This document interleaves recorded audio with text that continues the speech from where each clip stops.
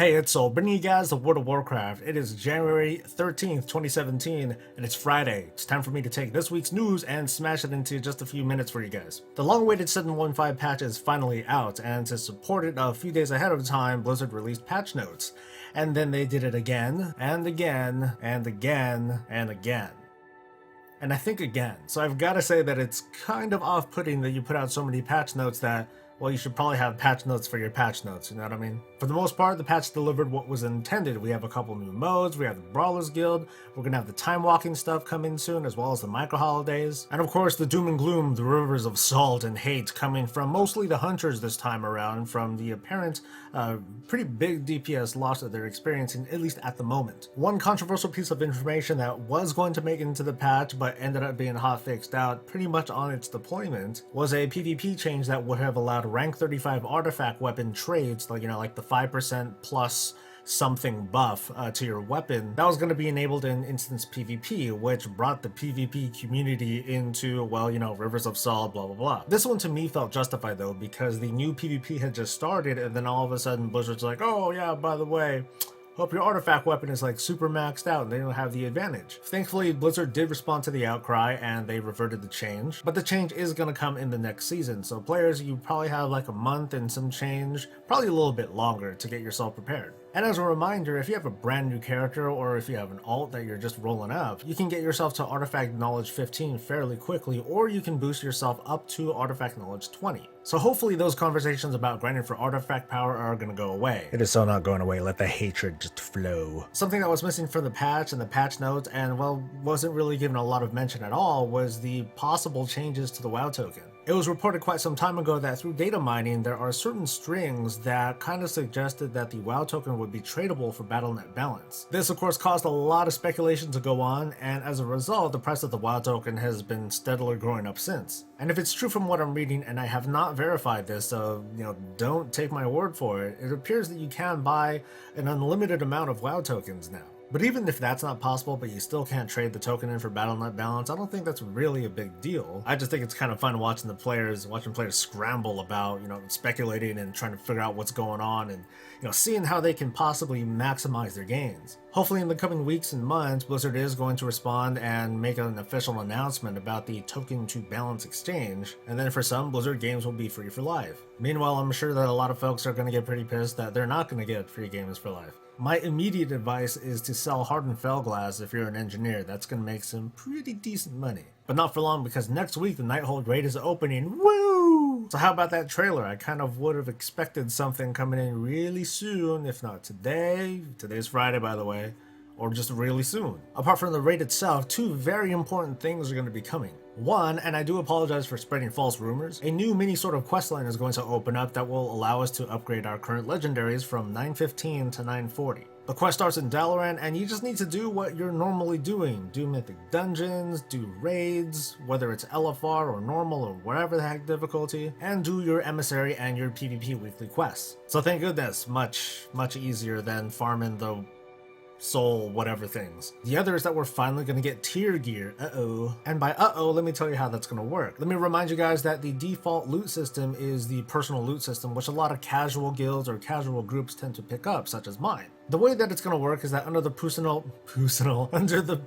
loot system, this took like 8 takes. If tier drops, it's going to be automatically assigned to a player and it'll automatically unlock. So like, let's say a boss dies, the tiers are going to go to a shaman, it's automatically going to become like shaman gear, so you can't trade it to say like a hunter, warrior, or monk. Of course, under other systems like the Guild Master Looter system, it's going to be just like before. You're going to get a token, you're going to be able to trade that around with whomever. So I haven't really finalized this conversation with my guild yet. So I guess, Pal, if you feel like chiming in, go ahead and comment. Yeah, a great way to manage your guild soul over YouTube comments. But here's my question. Have you guys talked with your team about how you want to do maybe change your loot distribution? Or are you guys already doing like group or, Guild Master Looter or whatever other system? I'm a little curious to hear from you folks, or possible raid leaders or guild leaders. What are your thoughts on tier coming back in, and some of the social nuances, if any, could come with that. So the other day I did a video to try to promote other WoW YouTubers. During that video I was talking about Paladin tanking and how I don't really look at Paladin tanking guides or videos or really specific guides with that sort of focus. I tried looking around for some and I didn't really find a whole lot of up-to-date stuff. So that got me excited. Here's what I'm gonna do. I don't consider myself the most competent raider or paladin tank, but I'm gonna try to fill that space as best as I can. I stream all of my raid nights on Tuesday and Thursday evenings, but I know that, well, it's a boring stream, and on top of that, there's a lot of other people that are probably raiding or doing other things during that prime time too. Or you watch better channels, duh. But what I'm gonna do is take some of the encounters and kind of break it down into a segmented video, and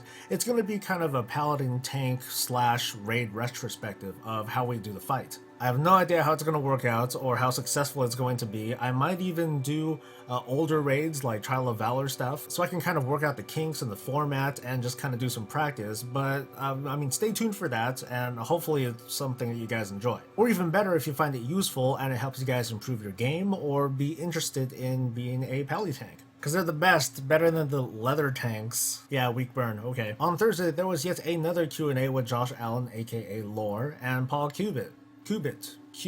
Paul, I would say, is kind of responsible for a lot of what on with the professions in Legion. But he and Lore took questions that involved the 715 patch, specific to the features of the patch and not so much the class changes. Which I think is good. I remember Ian Hazakasas was talking about in the previous Q&A, he was talking pretty much exclusively about class changes, and in retrospective he was like, you know, maybe that wasn't such a good idea because it just got really specific and there just wasn't a huge audience to capture with that particular Q&A, unlike this one. So according to Twitch chat, hunters were of course extremely unhappy with the Q&A, but I think that for normal people who are just interested in like the high level features and some of the concerns involving those features, it was pretty useful. There was a decent amount of meat in the Q&A, but I'm just going to point out a couple of gems and notes that I took down.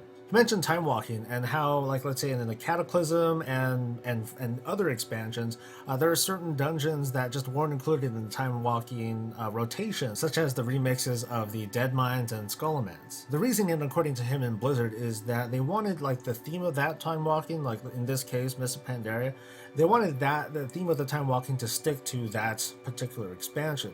While Skullomance was revamped during Mists of Pandaria, it was more like a revamp, an uplift, unless there was, you know, panda-related stuff in Skullomance, and I don't think there was there? But he did hint at the possibility of taking all of these remix dungeons and bundling all of those up into a sort of classic time-walking thing.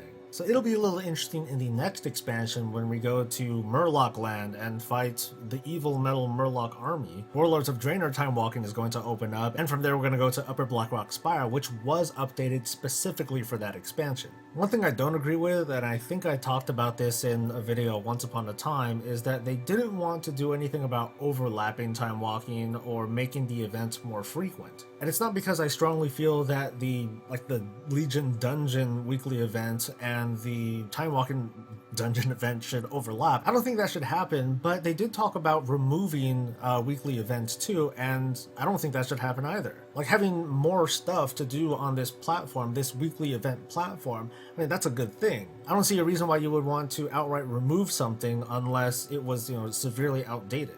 Personally, I think that if there was a meaningful overlap, and I'm sorry people that really like to do pet battles, but I think that's a less intrusive event compared to the other ones.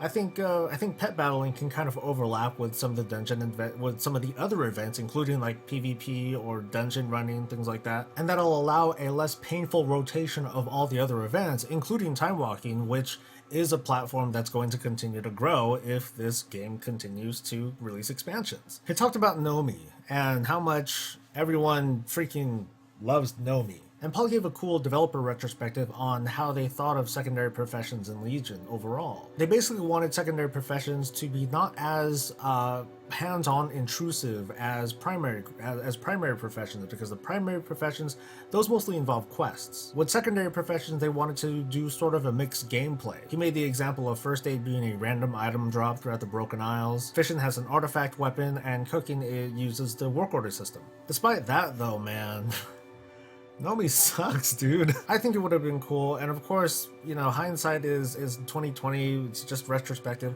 I think it would have been cooler if they had done recipes just behind world quests, like the well-fed animals. They happen to drop a recipe, or you know, at any of the other emissaries where they ask for like a whole bunch of food, and then you get the rank 2 and the rank 3 recipes. I think that would have been fine too. I said it many moons ago now, but to this day, it still kind of disappoints me that cooking is the one profession that I can recall in like any time in WoW where you put stuff into it and you can get nothing out of it. Finally, they talked a little bit about the prices of gathered goods and otherwise profession goods in general. And lore seemed to make a lot of mentions about the time investment that it takes to, you know, farm a certain thing, and how that, unlike the Warlords of Draenor Garrison, gave a kind of monetary time value to whatever you're picking, or mining for, or skinning. And they basically said that that is why things are a lot more expensive than they were in the past. And I halfway agree with that statement, but what he failed to talk about was the fact that in Warlords of Draenor, and heck, in every other expansion, including now, including ones in the future,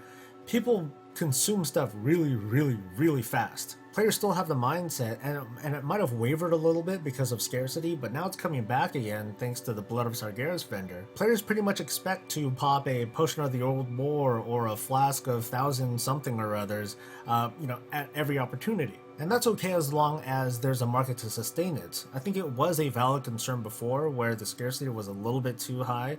People were consuming things a bit too much, and pricing and the economy got a little bit out of control. At least just a little bit. I think it would have been more worth it to kind of let the economy stay in the players' hands, because despite how much players are complaining about prices, there is always an economic solution to having expensive goods, and that's just to farm it yourself. So I'm a little concerned about what they want to do about professions in the future, but one thing that I'm kind of okay with is doing something about the Tomes of Tranquil Mind. It does make decent money whenever it sells, but for the material costs, at least in my observations, in my opinion, that there is a valid choice between using the tome and just hearthing and doing your thing and then coming back.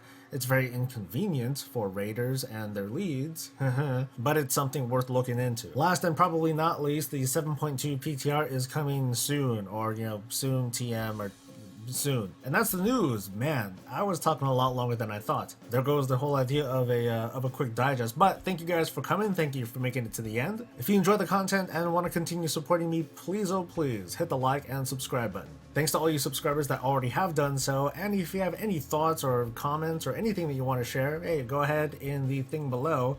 I'd be happy to talk with you guys. But it's time for me to go. You guys have a terrific weekend. I am Soul. Stay breezy, guys. Get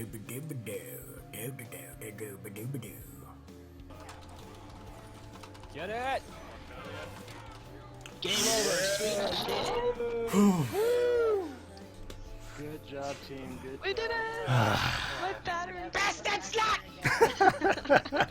It's 100,000 gold to each of us.